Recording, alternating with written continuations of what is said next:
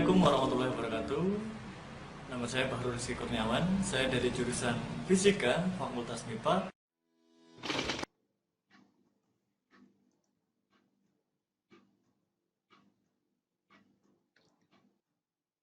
Selamat datang di mata kuliah Kewirausahaan Berbasis Sains. Saya ucapkan selamat bergabung kepada seluruh mahasiswa yang telah mengambil mata kuliah ini. Perkenalkan, saya Bahrul Rizky Kurniawan, dosen yang akan mengampu mata kuliah ini selama 1 semester. Silakan Anda subscribe channel YouTube saya karena materi pada perkuliahan ini dapat Anda akses melalui channel YouTube saya. Anda juga boleh like, share agar video ini bermanfaat untuk orang yang lebih banyak. Baiklah, sebelum kita mulai perkuliahan pada hari ini, kita awali dengan berdoa. Silakan berdoa sesuai agama dan kepercayaan masing-masing. Berdoa dipersilakan. Selesai. Pada video kali ini kita akan membahas tentang bagaimana mendirikan usaha. Bahasan ini akan disajikan oleh kelompok 2.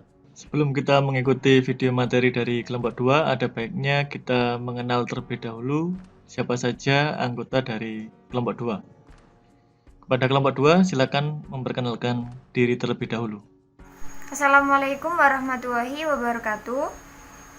Perkenalkan, nama saya Vera Nur Fatima, bisa dipanggil Vera, asal daerah saya Singosari, Kabupaten Malang, asal sekolah saya SMA Negeri 1 Singosari. Perkenalkan, nama saya Sufiati, saya dari jurusan S1 Fisika. Perkenalkan, nama saya Mina Devi Kastiana, saya berasal dari Kabupaten Ponorogo, saya dari kelas Offering M. Itulah perkenalan dari kelompok 2. Selanjutnya kita akan mengikuti video materi dari kelompok 2. Kepada kelompok 2, dipersilakan.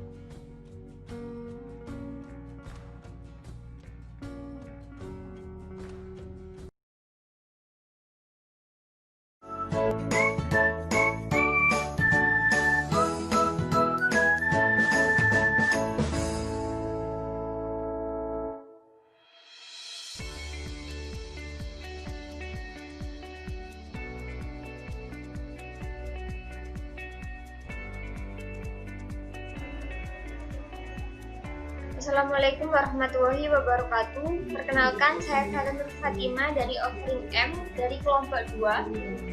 Di sini saya akan mempresentasikan hasil diskusi mengenai cara mendirikan usaha.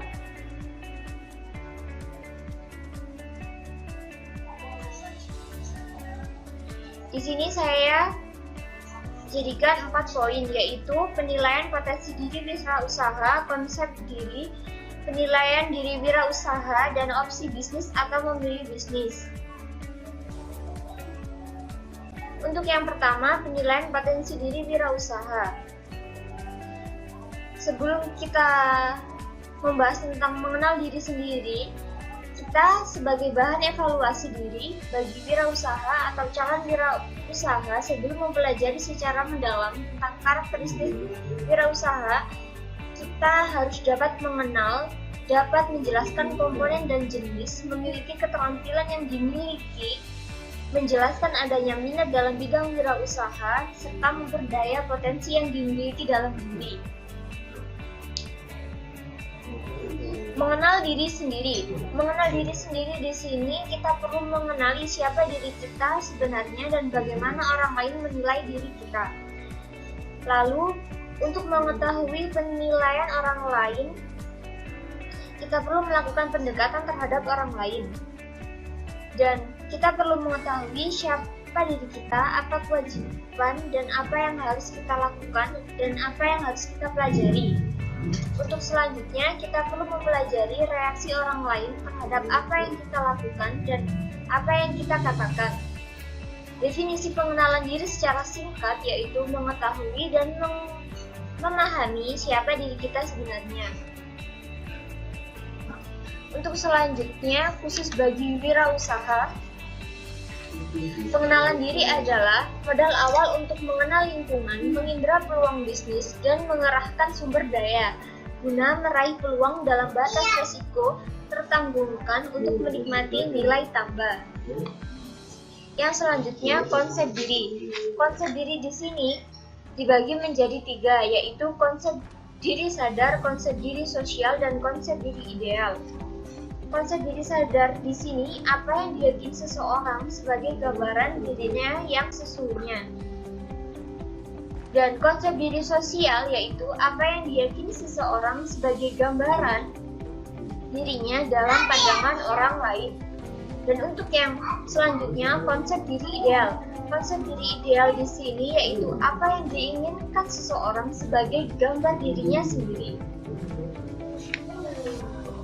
Selanjutnya, penilaian diri wirausaha. Keterampilan yang harus dimiliki seorang wirausaha adalah mempunyai keterampilan konseptual dalam mengatur strategi dan memperhitungkan risiko yang akan dihadapinya. Yang kedua, mempunyai keterampilan memimpin dan mengelola usahanya dengan baik. Yang ketiga, mempunyai keterampilan teknis bidang usaha tersebut. Dan yang keempat, mempunyai keterampilan berkomunikasi dan berinteraksi. Dan yang terakhir, mempunyai keterampilan kreatif menciptakan nilai tambah. Dan yang terakhir, memilih bisnis. Memilih bisnis di sini yaitu memulai bisnis Anda sendiri. Ini memiliki resiko yang sangat besar dibandingkan yang kedua, yaitu membeli bisnis yang sudah mapan. Yang ketiga, membeli waralaba. Yang keempat, apa yang akan Anda dapatkan dan sistem model apa dalam bisnis itu yang telah terbukti. Di situ kita harus benar-benar berhati-hati. Dan yang terakhir, cara mempromosikan dan mengolah bisnis tersebut agar mencapai tujuan bisnis yang akan dituju.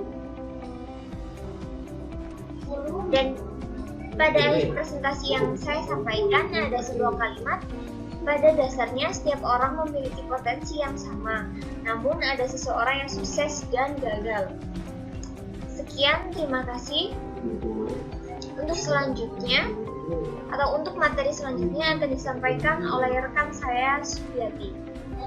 Saya akan melanjutkan materi yang telah disampaikan oleh teman saya tentang cara mendirikan usaha. Cara mendirikan usaha yang selanjutnya adalah riset pasar. Kenapa? Kita tahu bahwa pasar adalah tempat besar, tempat yang mana secara global atau secara menyeluruh dapat menemukan masyarakat, baik itu masyarakat lokal maupun masyarakat non-lokal. Tetapi kita perlu menggarisbawahi bahwa tren pasar selalu berubah. Sehingga bagaimana caranya orang yang mendirikan usaha harus memahami kepuasan pelanggan. Kemudian, bagaimana caranya melakukan riset pasar ini? Bisa dilakukan lewat orang yang terdekat, misalkan keluarga dan teman-teman. Kemudian, bagaimana lagi? Dengan menggunakan, kita memanfaatkan media sosial. Karena kita tahu teknologi semakin canggih dan banyak sekali kemudahan dalam menyampaikan informasi dan komunikasi. Cara mendirikan usaha selanjutnya, yaitu membuat struktur. Membuat struktur sendiri pada umumnya dilakukan oleh usaha besar seperti perusahaan dan kemitraan, yang mana bentuk pembagiannya 50/50 atau 80/20, sesuai dengan mitra. Kita tahu usaha besar didirikan tidak hanya satu orang, melainkan beberapa orang. Oleh karenanya, bagaimana caranya? Kita harus mengenali pasangan usaha, karena setiap anggota memiliki keterampilan atau dukungan realisasi. Kita dapat bekerja sama dengan baik dengan rekan kerja sehingga dapat memajukan perusahaan itu. Dan perusahaan itu bisa bangkrut jika tidak ada kerjasama antar rekan kerja. Kemudian ada lagi, yaitu pedagang tunggal. Pedagang tunggal ini, kita tahu pedagang tunggal pasti didirikan hanya oleh satu orang saja. Oleh karenanya, dia memiliki semua hak atas usahanya, sehingga jika ada insiden, maka 100% bertanggung jawab. Karena bagaimana lagi, pengusaha tunggal tidak memiliki rekan, sehingga keuntungan maupun kerugian dia sendiri yang menang. Sehingga antara usaha besar dan pedagang tunggal ini memiliki nilai positif dan nilai negatifnya. Untuk materi yang selanjutnya adalah membuat nama. Nama bisnis adalah tanda pengenal Anda dan awal branding. Memiliki nama bisnis adalah kunci untuk membuat pemasaran menjadi lebih sederhana. Kita semua tahu nama merek seperti Apple, Samsung, BMW, dan beberapa merek terkenal lainnya. Ini semua dimulai dari bawah dan sekarang sudah diakui secara global.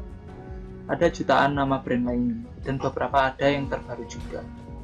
Ini semua memiliki satu kesamaan, yaitu pemasaran yang sangat baik dan mempunyai produk yang sangat hebat. Lalu untuk cara memilih nama, ada banyak sekali nama yang tersedia.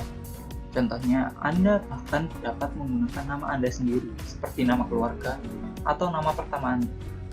Samsung misalnya, dimulai sebagai bisnis kecil keluarga Korea yang menggunakan nama keluarga yaitu Samsung dan sekarang dikenal di seluruh dunia. Buatlah nama yang terkesan menyenangkan dan menarik. Kembangkan kreativitas Anda.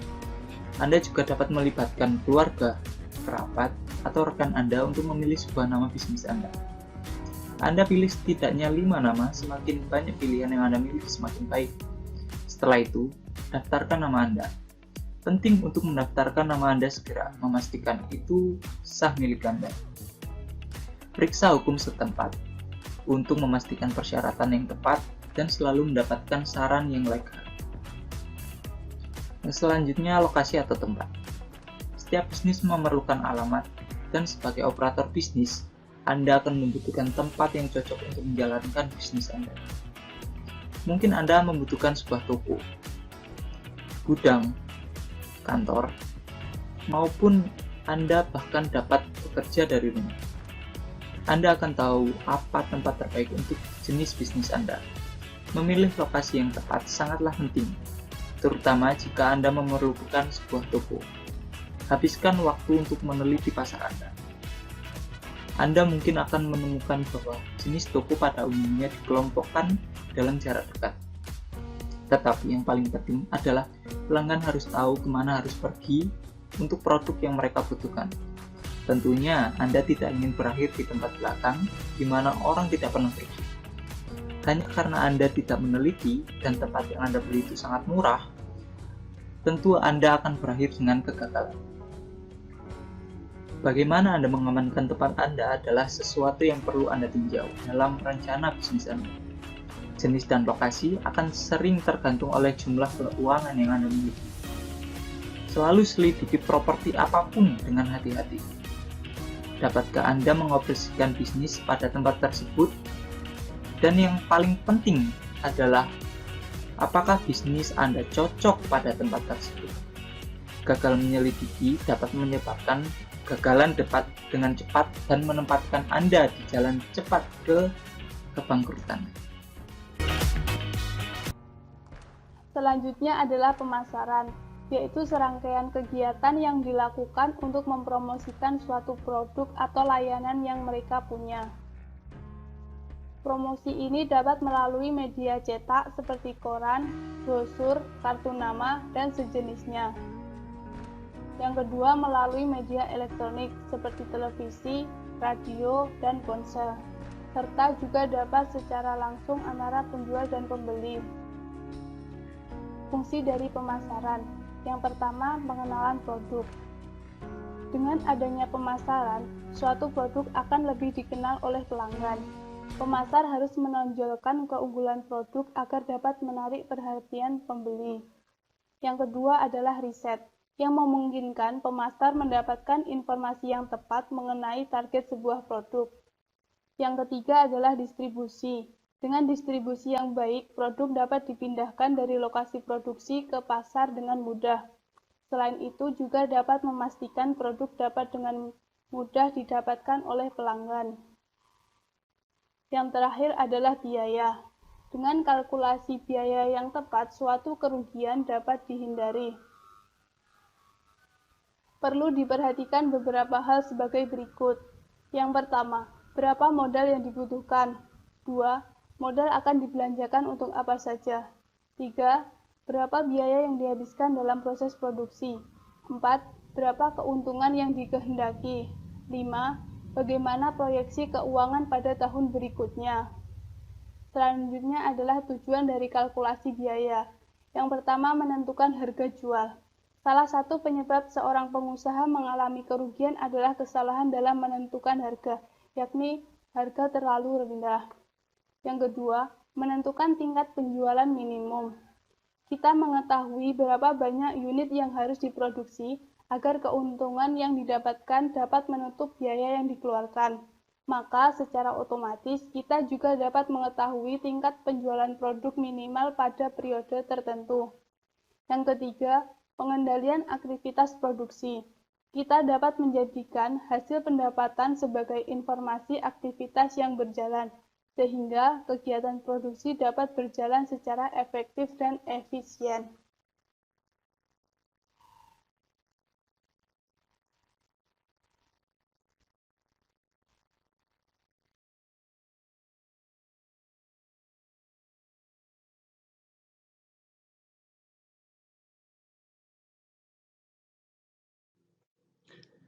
Terima kasih kepada kelompok 2 yang telah menyajikan materi tentang bagaimana cara mendirikan usaha. Selanjutnya, bagi peserta diskusi, Anda dapat mengajukan pertanyaan kepada kelompok penyaji melalui WhatsApp grup mata kuliah ini. Silakan Anda ajukan pertanyaan terkait materi yang telah disampaikan oleh kelompok penyaji. Anda dapat mengajukannya mulai sekarang.